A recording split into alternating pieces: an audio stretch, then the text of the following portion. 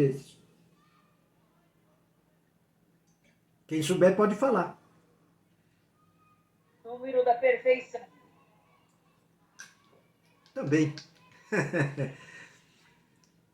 7, de uma certa forma, significa número da perfeição, ser completo, satisfeito, ter o suficiente.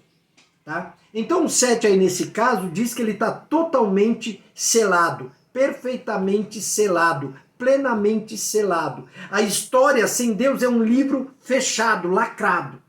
Só Deus pode dar sentido à história e à sua vida, à minha vida. Então ninguém foi achado digno de abrir o livro. Ninguém. Nem no céu. Aí você pode falar do anjo que poderoso que você quiser. Miguel, Gabriel, dos serafins, querubins, anjos, os remidos, Abraão, Moisés, Elias, Paulo, Pedro, Maria, Eliseu, Jeremias, Ezequiel. Ninguém. Ninguém é digno. Olha que maravilha, isso é maravilhoso. Ninguém é digno disso. Nem na terra, nenhum homem, por mais poderoso e influente, pode decifrar o sentido da história.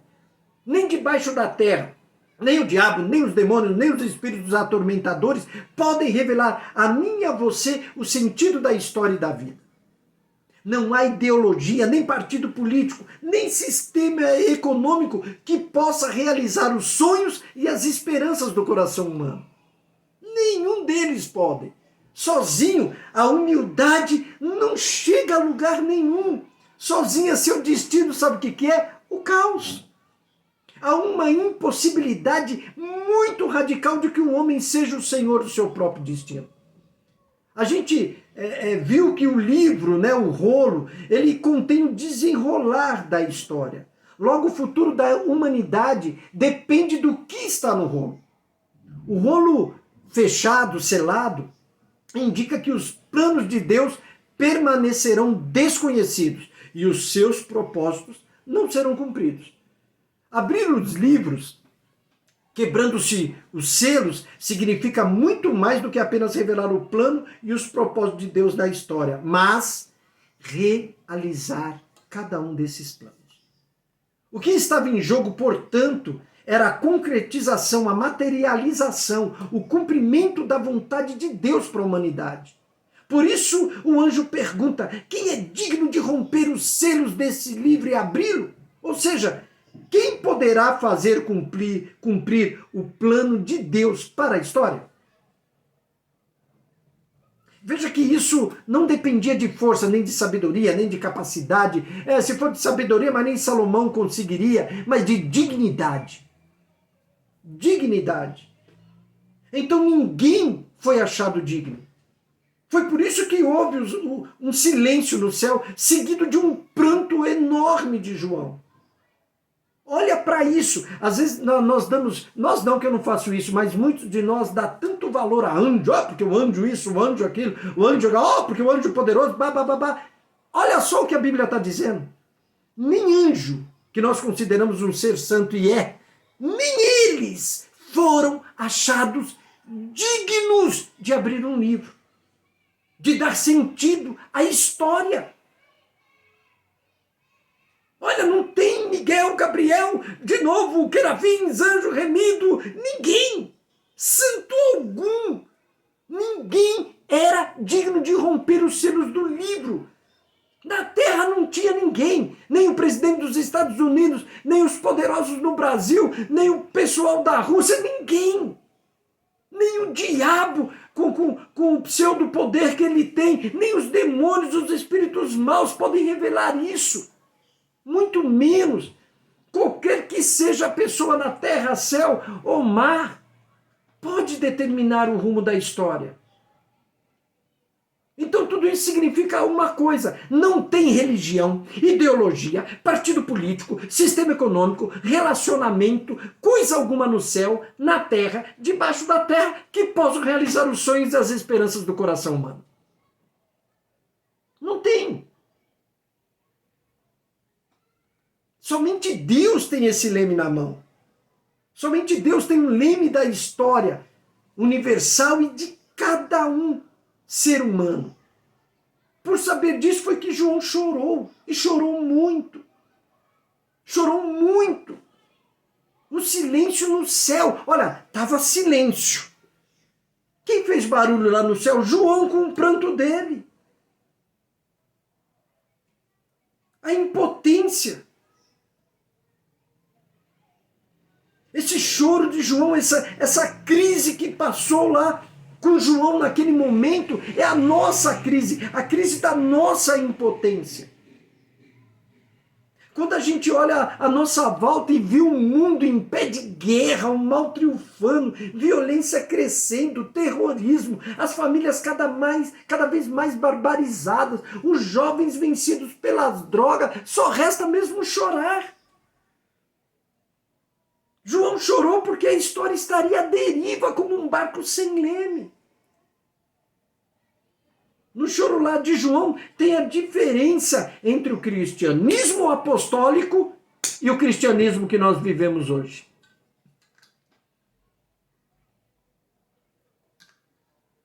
Se a gente começa a comparar, irmão, o cristianismo de verdade, o cristianismo apostólico, o cristianismo que Jesus deixou, aquilo que Jesus ordenou, o mandamento que ele deu.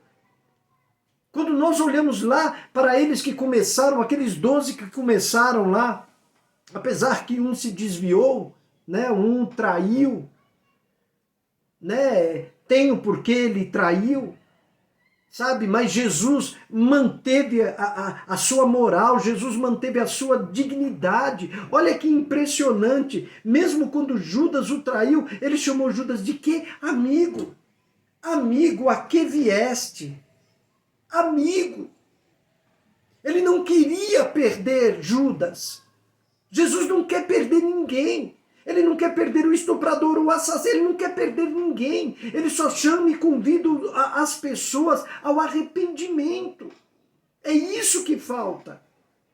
E quando nós vemos João chorar, esse choro de João, e vemos aquele cristianismo que ele viveu, o evangelho que ele viveu, e quando confrontamos com o evangelho de hoje, realmente dá vontade de chorar. Né? De desgosto. Né? Eu falo de mim agora, de desgosto pelo tipinho de crente que eu sou, em comparação com eles. O tipinho de evangelho que eu vivo com relação a ele. Porque João chorou, porque ele sabia que não haveria salvação, não haveria restituição, não haveria consumação, não haveria sentido para a vida se não houvesse alguém que pudesse cumprir os planos, os propósitos e as promessas divinas. É por isso que ele chorou. Mas nem Deus, é o que eu vivo falando, Deus não exalta ninguém da maneira que os crentes acham, não. Grande homem de Deus, grande mulher de Deus, grande isso, grande aquilo. Olha, não foi digno de abrir um livro. Moisés não foi digno de abrir um livro. Os anjos não foram dignos de abrir um livro. Pensa nisso. O que nós estamos vivendo, o que nós estamos fazendo. O que Deus tem para cada um de nós é grandioso ao extremo. Por isso que aqueles 24 anciãos jogavam as coroas, se prostravam aos pés do Senhor e jogavam suas coroas. Somente tu é digno de louvor, honra, glória e exaltação. Mas quando parecia que ninguém pudesse fazer cumprir a vontade de Deus para a história, ele chora, se lamenta em angústia e dor. João desejava que as pessoas soubessem com certeza que seus pecados seriam perdoados, suas lágrimas enxugadas, os corações seriam consolados e no final tudo faria sentido. Ele chora por não querer o caos, nem a condenação eterna de todos.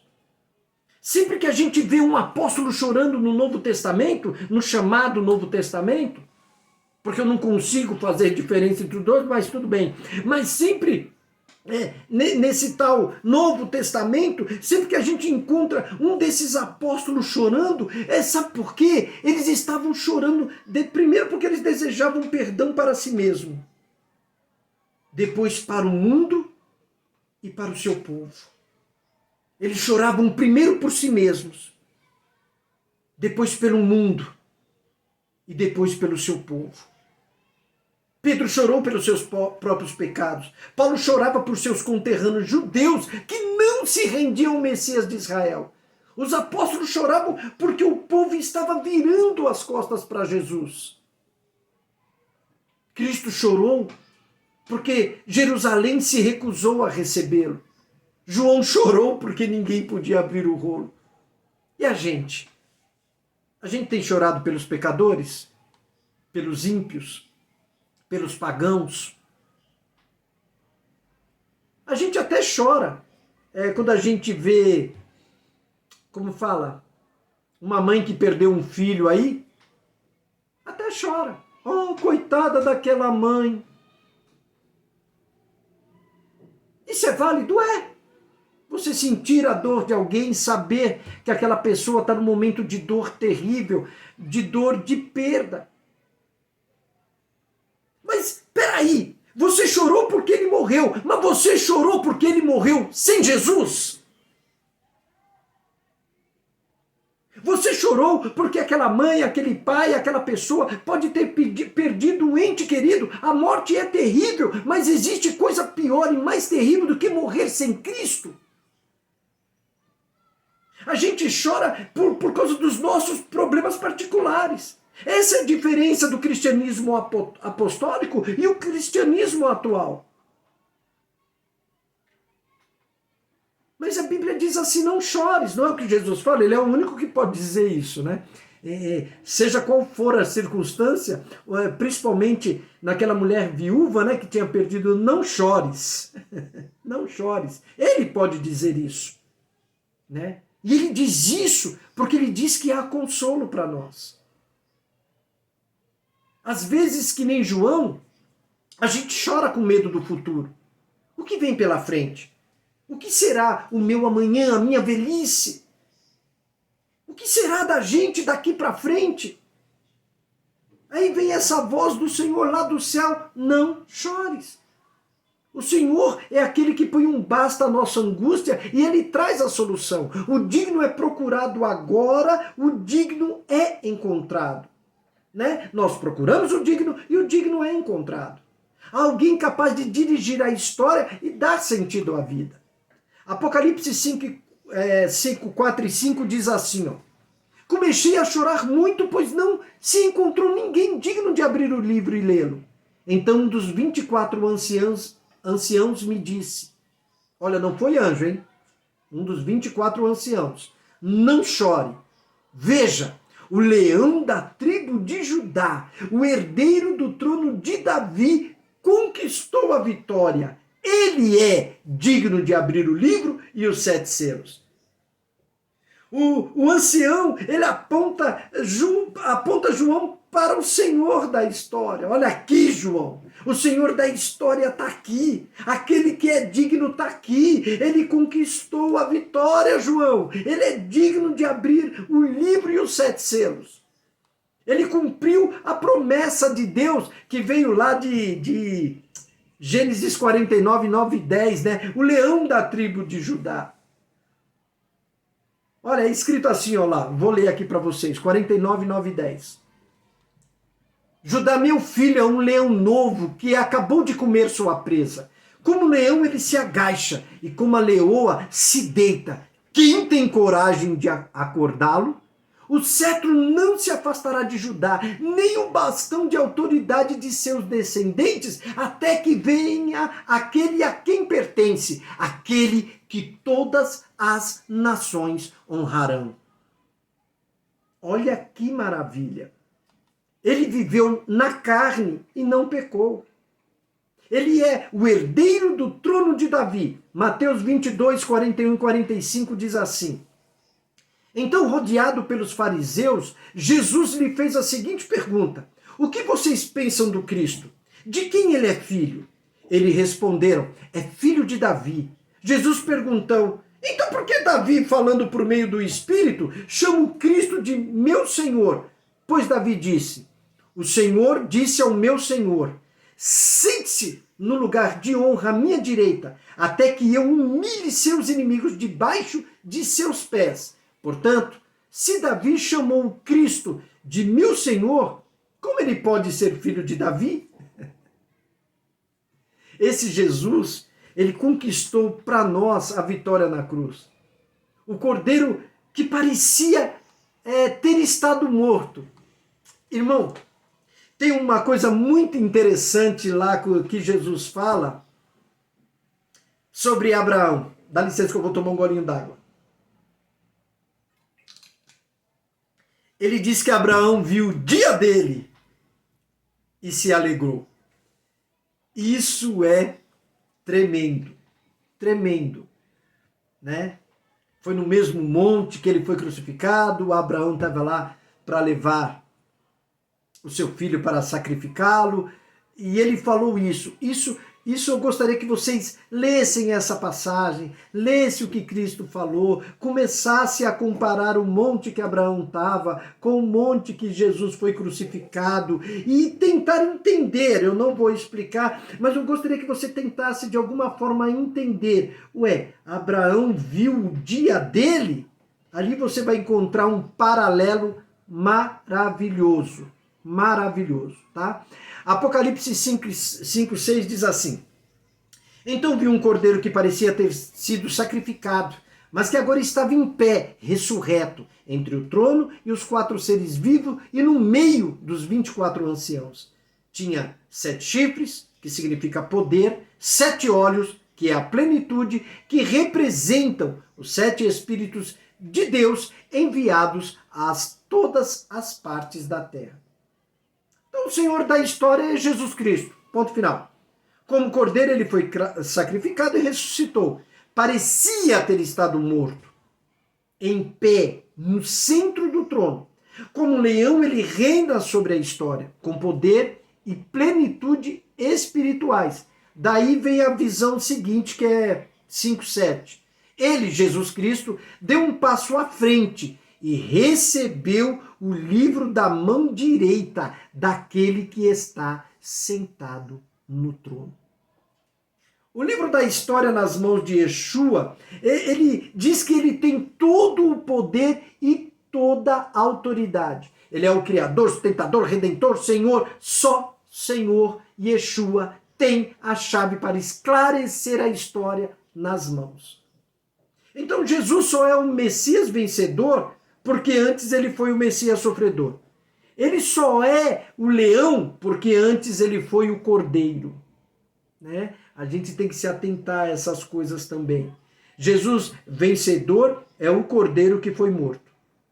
Sua marca: como tinha sido morto, a sua vitória foi conquistada na cruz. A posição dele, ele está de pé. É uma ação de poder. Seu lugar, no meio do trono, autoridade. Ele é digno de desvendar o sentido da nossa vida. Porque ele é onisciente, que são aquilo que você vê os animais cheios de olhos. Porque ele é onipotente, que fala sobre os 7 chifres, que representa ali o seu poder. Tá? O sentido da história. A coroação de Cristo no trono do universo, ao lado de Deus Pai, é o momento mais significativo da história. As implicações desse momento trazem o verdadeiro sentido da história. O sentido, e qual o sentido da história? Alguém poderia me responder aí? Nós estamos falando aqui de Apocalipse, da história do ser humano, mas qual o sentido dela? Falamos de Deus, poder e aquela coisa toda. Alguém tem uma ideia? Eu sei que assim, bate-pronto é meio difícil, né? Mas é assim, ó, o sentido da história é a glória de Deus em Cristo Jesus. Esse é o sentido da história. É a glória de Deus, o Pai, no seu Filho Yeshua. Tá? Apocalipse 5:8 diz assim: quando o Cordeiro recebeu o livro, os 4 seres vivos e os 24 anciãos se prostraram diante dele. As aflições do povo de Deus, elas podem e devem ser levadas ao trono em oração. Tá? Nunca esqueça disso. Toda a sua aflição, toda a sua dor, tudo que você possa imaginar, leve diante do trono de Deus. Sabe? A gente sofre muito e, sei lá, talvez tenha algumas pessoas que sentem, sei lá, se sentem vergonha de falar com Deus, aquilo que está passando, mas nós necessitamos, ele diz, lance toda a sua ansiedade aos pés de Cristo. Lançar toda a ansiedade, toda a sua dor, toda a sua angústia, todo o seu problema, tudo aquilo que machuca, deve ser lançado aos pés do Senhor. Tá certo? Nós precisamos fazer isso. Tá? Ó, veja bem, versículo 8. Cada um tinha uma harpa e taças de ouro cheias de incenso, que são as orações do povo santo. Então, você vai ver que agora as orações fazem sentido. Orar é falar com quem está com o livro da história nas mãos. Olha que maravilha. Você não está falando com qualquer um. Você está falando com aquele que tem a história nas mãos. Tá? Esse é o sentido. Ore, clame, busque-o de todo o coração. Busque tudo que você precisa. Não importa o quê. Sejam questões físicas, financeiras, espirituais, emocionais. Lance aos pés do Senhor. Tá? Lance. Temos que fazer isso. Tá? O empenho da igreja também, de Jesus, na evangelização, que está cada dia que passa mais difícil, né? A evangelização para se apresentar Jesus, não para se apresentar um grupo religioso, mas a evangelização para se apresentar ao Senhor, ele será recompensado, né? Será muito bem recompensado. Tá certo? Então aqui, ó, 5:9. E entoava um cântico novo com estas palavras: Tu és digno de receber o livro, abrir os selos e lê-lo. Pois foste sacrificado e com seu sangue compraste para Deus pessoas de toda a tribo, língua, povo e nação. Você está vendo porque, olha que coisa maravilhosa, o que a Bíblia mostra declaradamente. Por que ele é digno? Porque ele foi sacrificado. Só por isso, sim. E ao ser sacrificado, ele fez algo que ninguém pode fazer. Comprou para Deus, comprou pessoas de toda a tribo, língua, povo e nação. Ele não faz distinção. O que ele quer é salvar. Se eu me arrependo, quando a gente se arrependeu, automaticamente ele nos comprou. Automaticamente ele nos comprou. Sabe? E é por isso que ele recebeu um cântico novo. Olha só, o cântico deles é diferente do nosso. Eles cantavam, exaltavam a Deus porque ele se sacrificou e comprou pessoas. Essa é a finalidade do Evangelho. Essa é a finalidade da pregação da palavra. Arrependimento, vidas serem salvas. Às vezes a gente fica, a pessoa assim, o assado não vai ser salva. Não é problema meu, quem sabe se vai ser salvo ou não é Deus. São as pessoas que têm que se arrepender. Não sou eu quem defino quem vai ou quem fica. Mas quando a pessoa se arrepende, não importa o ato, o chamado ato pecaminoso. Se é um assassino, se é um estuprador, se é isso, se é aquilo. Não importa. Porque pessoas que não estupram, pessoas que não roubam, pessoas que não matam, pessoas que são bons pais, boas mães, pessoas que são honestas, não significa que herdarão o reino de Deus. Não significa. Ela pode ser boazinha o quanto for, se não se arrepender, não será salva. Pode doar dinheiro à vontade, se não tiver arrependimento no coração, porque salvação não dá para comprar. Não tem como comprar, nós seres humanos. Jesus comprou a minha com sangue santo. Comprou a tua com sangue santo. Mas eu não tenho como comprar a minha salvação. Não tenho. O versículo 9 fala que Cristo morreu para comprar com sangue. Com sangue. Pessoas de todo grupo de todo grupo étnico, né? Tribos, né? De todo grupo linguístico, língua, de todo grupo político, povo, de todo grupo social, nação. Então a nossa postura, a postura da igreja de Jesus diante do mundo, ela serve de testemunho. Né? Apocalipse 5:10. Tu fizeste delas um reino de sacerdotes para nosso Deus, e elas reinarão sobre a terra. Olha que maravilha. Nós fomos constituídos reino. Já reinamos, olha que maravilha, tu, eu, nós, os salvos, né? Onde quer que ele esteja, já reinamos com Cristo espiritualmente, pois a Bíblia diz que estamos assentados com ele nos lugares celestiais e reinaremos plenamente na sua segunda vida. Fomos constituídos como sacerdotes. Agora temos livre acesso à presença do Pai. Por intermédio de quem? De Yeshua, de Jesus. Então, a atitude do povo de Deus será de entrega total ao Rei Jesus. Né? 11-14 diz assim: Então olhei novamente e ouvi as vozes de milhares e milhões de anjos ao redor do trono, e também dos seres vivos e dos anciãos.